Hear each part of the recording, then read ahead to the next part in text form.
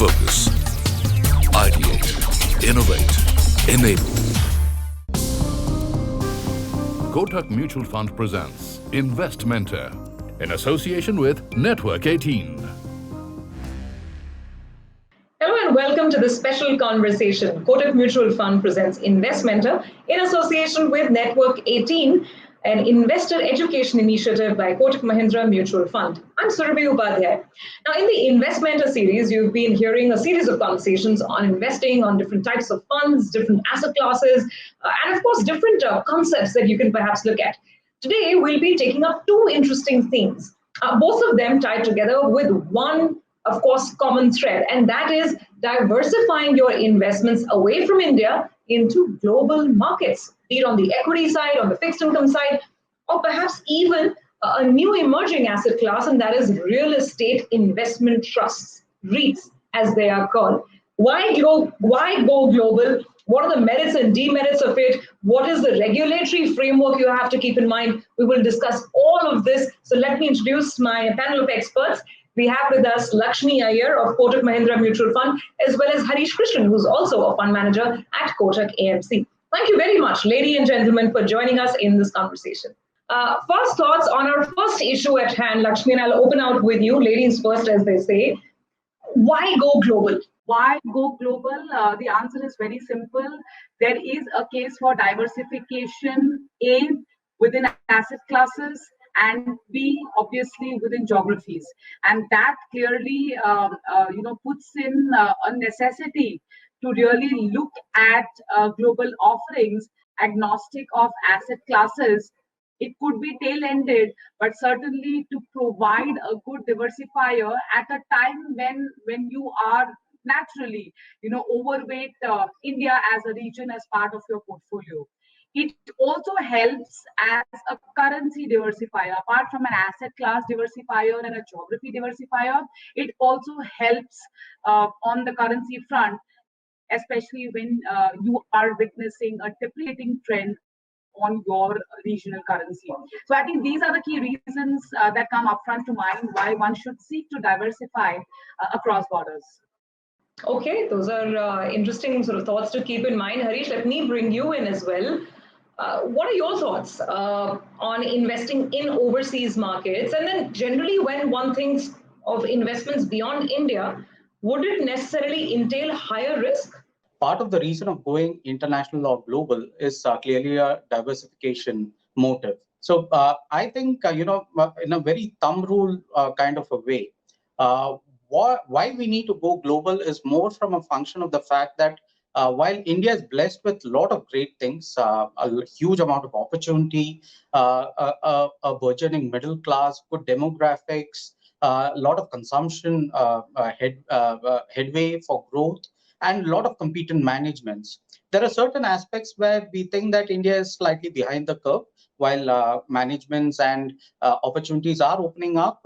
We possibly are learning and taking the best ideas from what's happening across the world. So things like innovation, for example, come to mind, where how much companies globally are spending. We are spending probably a fraction of it, and therefore does it make sense to be part of the fountainhead of innovation? And therefore, one needs to look into that. Another aspect would be, stable currencies or stable cash flows that various asset classes like, say, real estate trust, globally, etc., bring through. That can be another reason why one needs to look globally outside of India. And third, of course, is that in certain aspects, for example, global cyclicals, while we have certain companies, in many cases, Indian companies are more price takers, whereas a lot of global companies are price setters. And therefore, doesn't make sense to play global resources directly from companies and businesses which are actually driving business decisions in the value chain. So to my mind, I think it is just not a mere tick mark kind of an investment decision. It has to be something which is very well thought through. It genuinely do believe that there is a definite need for a lot of these things which are very differentiated and which are not present in India. I think it makes a lot of sense to go global. Lakshmi, just your thoughts on what you think should be the triggers, or what are the reasons behind why an investor should look at going global. The reason I ask this is that, a lot of it could become fad investing because we see a certain international asset class do well or certain tech stocks do well. Could that be risky if you start chasing what seems to be a trend? We don't know if it's a long trend, a passing trend, but how should you decide how much exposure and how do you match it with your overall investment objective? Whether you're investing in India or outside of India, whether the key is to see whether you're invested in a diversified offering or in a sectoral theme. Typically, sector or thematic offerings tend to have more risk, tend to have more concentration towards the sector, and again, that's agnostic across geographies. So I think that is the first principle. Investor needs to assess how much of risk he or she is willing to take, because when you are investing cross borders, we are talking about currencies at play apart from the underlying asset class actually trying to work in your favor. Having a certain that, the next key question is that how much should one really look at? Again, there is no rule of the thumb which suggests that, for Surabhi 5% is good. Harish understands more of it, so 10% is better for him. Or Lakshmi doesn't want to take any risk at all, so let her be between 0 and 5. So I think these numbers will keep varying depending on how much time you are willing to offer to that particular asset class or that particular jurisdiction to actually play out in your favor. And therefore, one needs to be extremely mindful that these cannot be tactical, or the fad word that you use, these cannot be fad driven, that, the momentum is there, so let's kind of chase it. These cannot be driven by those impulses.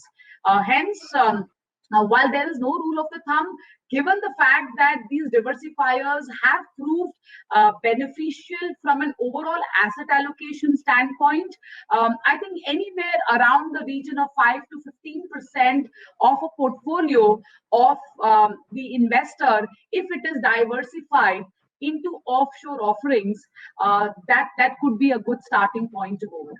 So Harish, on the equity side, now I believe that Indian mutual funds, they themselves offer options of investing in overseas markets. And I believe you have options on the active side where there's an actual fund manager managing money. There's also an option on the passive side. Tell us about these options and also the limits or the caps. How much can one invest in a year? Generally, equity mutual funds need to have at least 65% in Indian listed equities at any point of time to be qualified as an equity fund.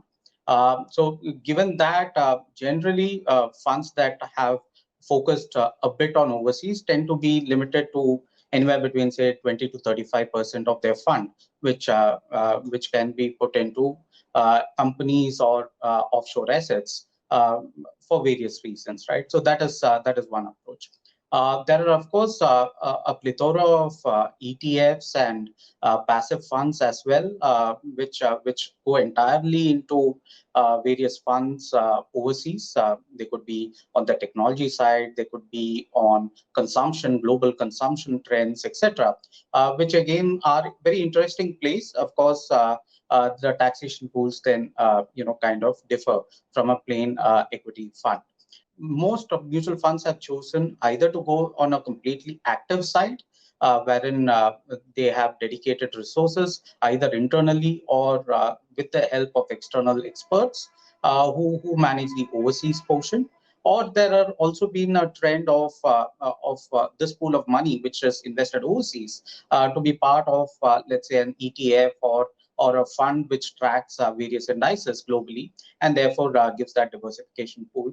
One is looking at this not only necessarily for return enhancement. Yes, there is an opportunistic case to be in a lot of these offshore companies, but they also provide tremendous amount of diversification benefit in terms of reducing volatility, in terms, especially when currency, the local currency goes widely depreciating, the investments overseas come in very, very handy.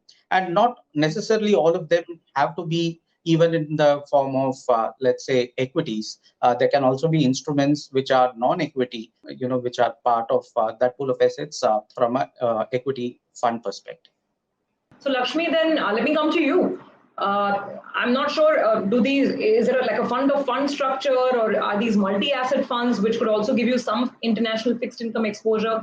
Do help us understand this. And again, that question on limits as well. How much can I invest in such a vehicle, such an ETF or a fund of funds in a given year? Invest in any asset class? The answer is yes, whether it's fixed income, whether it's equities, whether it is precious metals, whether it's real estate, all of that is available as an option today as an underlying asset diversifier across the geography. Limits are, quite comfortable at this point in time at the industry level and at the fund house level. There are sufficient limits for mutual funds, because if you see the entire size of the mutual fund industry and the size of these feeder funds right now, it's barely about $2.5 billion. So there is a lot of limit. You can go. It depends on the concept that you have. When it comes to choice, whether it's offering fixed income, for example, investors will tend to compare what is available in India as an yield vis-a-vis what is available outside, because ultimately fixed income is predominantly a carry game and capital gains play subservient. So far, yes, predominant offerings have been restricted to equity, stroke maybe commodity, and selectively real estate as an asset class. Let's take a break on that note. We'll come back on the other side and turn the spotlight on a very interesting asset class, an asset class that Indians have loved, real estate, but a newer way of perhaps approaching it, and that is the REIT route. Back in a moment with that. Kotak Mutual Fund presents Investmentor in association with Network 18. Kotak Mutual Fund presents Investmentor in association with Network 18. Welcome back. You are with this special conversation, Investmentor, where, of course, we're discussing how to diversify your portfolio into assets beyond just Indian equity. Now, we told you about the way of being in international funds or perhaps international equity. Now, let's talk about REITs, or real estate investment trusts. Now, Harish, I'm going to open with you. Before we even get to REITs, there's been a lot of talk of late about a revival in the real estate market itself. Do you believe that's the case? And then is there any reason to then look beyond physical real estate or maybe real estate stocks and look at this new vehicle called REITs? So yes, it's been a good 6-7 years where local real estate. Obviously, real estate is a very localized investment. Depending on location, as they say, the investment thesis for real estate changes. But by and large, over the last 7 odd years, real estate has kind of stagnated. And has seen reasonable amount of time correction, if not a price correction. And the fact that interest rates have come off, there is an increasing propensity of affordability. And of course, post the COVID pandemic, work from home realities are striking all of us.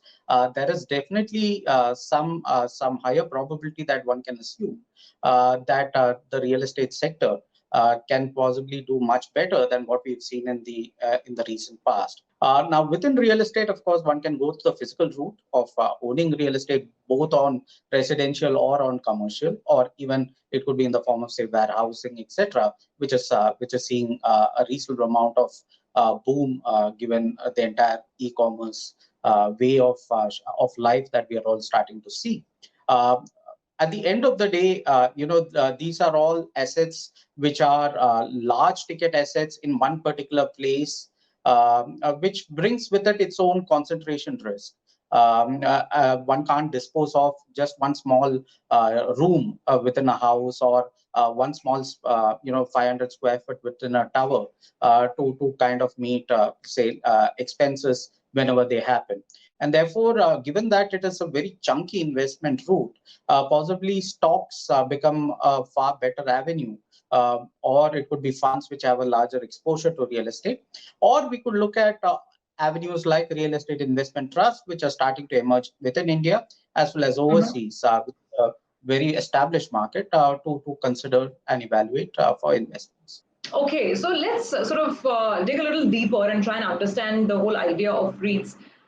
So Lakshmi, as we sort of broadly understand it, it's practically like, a mutual fund, but the underlying asset here is a physical office building perhaps, and the play is going to be on the rental yields over here.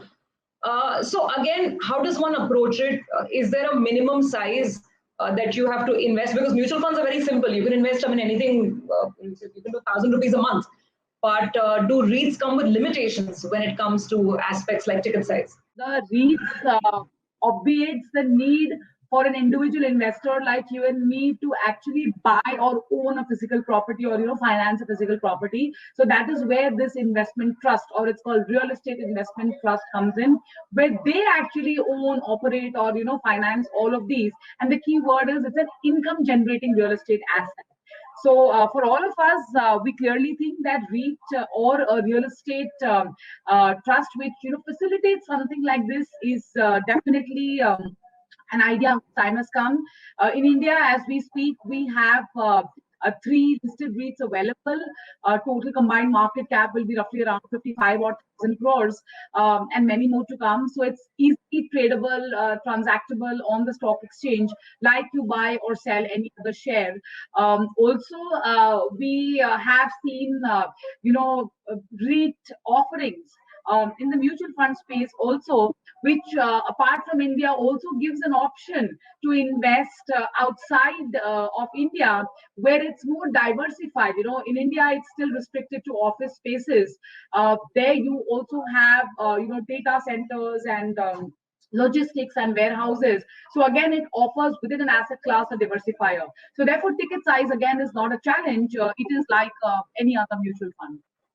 Okay, that's really interesting to know. So basically, Lakshmi, what you're explaining is that perhaps your existing mutual fund itself can do the investment on your behalf if it chooses to invest in REITs. But again, is there any limitation? What kind of mutual funds can invest in REITs? Is it only on the equity side? Do fixed income funds also invest in REITs? And sort of up to what proportion? Every scheme investment document or the SID actually has to mention if there is an allowance for investment in such REITs. So in India currently, across fixed income, equities and hybrid schemes, there is an allowance which the regulator has accorded. So most schemes have say between 0 to 5% allowance to invest in REITs. So that's one option where your own schemes can have exposure to this asset class. Aside of that, you can have schemes which also can invest, again in line with the global theme of investments, have portfolios which will invest almost entirely into REITs in the offshore markets. So again, comes back to your risk appetite. Depending on how much you want to own this asset class, you could choose between schemes which invest at the fringe or at the margin, or where the investments in REITs is a core to the asset allocation right now, which is largely available only for offshore opportunities. Harish, just to talk about return expectations as well, Lakshmi mentioned risk. It's always risk-adjusted returns, right? Now, we know that when we're investing in pure equities, be it Indian equities or global equities, depending on how great your stock is or how well your company is doing, returns sort of could be anything. But what about REITs? How does it work? Because it's largely a play on the rental income, the rental yield that's coming in. So what sort of return profile do these REITs have? So yes, like we mentioned, we have commercial properties where there is a rental income. There are also diversification opportunities, for example, logistic parks. You also have data centers, which is a booming business now. So effectively, the play or the variables that can impact the rental yield are broadly two. One is, of course, the actual rents that get paid, and a reasonable amount of inflation that tenants end up paying to the landlord over a period of time, which obviously in overseas countries inflation is pretty low. So one will see that kind of an indexation over a period of time. The second is, of course, the vacancy rate. Now, of course, because of COVID, there are risks that are emerging of increased work from home, etc., which may move up and down. Of course, we'll have to wait and watch this entire cycle. to see how the new normal kind of emerges. Maybe the well-managed REITs or the well-managed properties will continue to see very strong tenancy with very limited vacancy. So these are the two variables broadly that change, because the amount of dollars that get collected every month, very little goes into the management of the property, and broadly everything else is therefore dividended out. The other variable that plays, significantly is, of course, the currency moves. A lot of these properties, especially when we talk of overseas REITs, are all across the world. The returns that accrue to an Indian investor are INR returns. Therefore, while the landlord will make a particular dollar revenue, and dividend it out, at the end of the day, when it comes to the Indian units, it depends on what the currency that gets translated. And therefore, if there is a depreciation of the rupee, it generally adds to that return. Conversely, if the rupee appreciates, it drags the overall return. So what's the final piece of advice or caution, Lakshmi, that you'd like to put out? I think, Harish really touched upon it, that you've got to perhaps make sure that you invest in a geography where the home country currency will likely remain strong, because if it starts depreciating, then obviously it's going to eat away from my return, won't it? Every investor should keep in mind, when he or she is planning his or her allocation across asset classes within India and outside of India, is never stretch the elastic band too hard that it might end up breaking. You want some flexibility, yes, no doubt about it, but you must, in the pursuit of returns, and here the revenue driving plays a very, very significant role, where you start getting guided by past returns. I think that is a fallacy which investors should avoid. So have space for asset allocation, have space for geographical diversification, but have it only as much as your risk appetite prevails, which can give a rounded personality to your overall return expectation. Okay, I think that's a great summation of how we should look at diversifying away from the Indian markets, from Indian shores to the overseas arena. Thank you very much, Lakshmi, as well as Harish, for joining in today and enlightening us on some very interesting aspects of global investing. That's it on this conversation, on this episode of Investmentor. Keep sending us your feedback. And of course, we'll see you again on another very interesting subject very soon. Kotak Mutual Fund presents Investmentor in association with Network 18. Mutual fund investments are subject to market risks. Read all scheme-related documents carefully.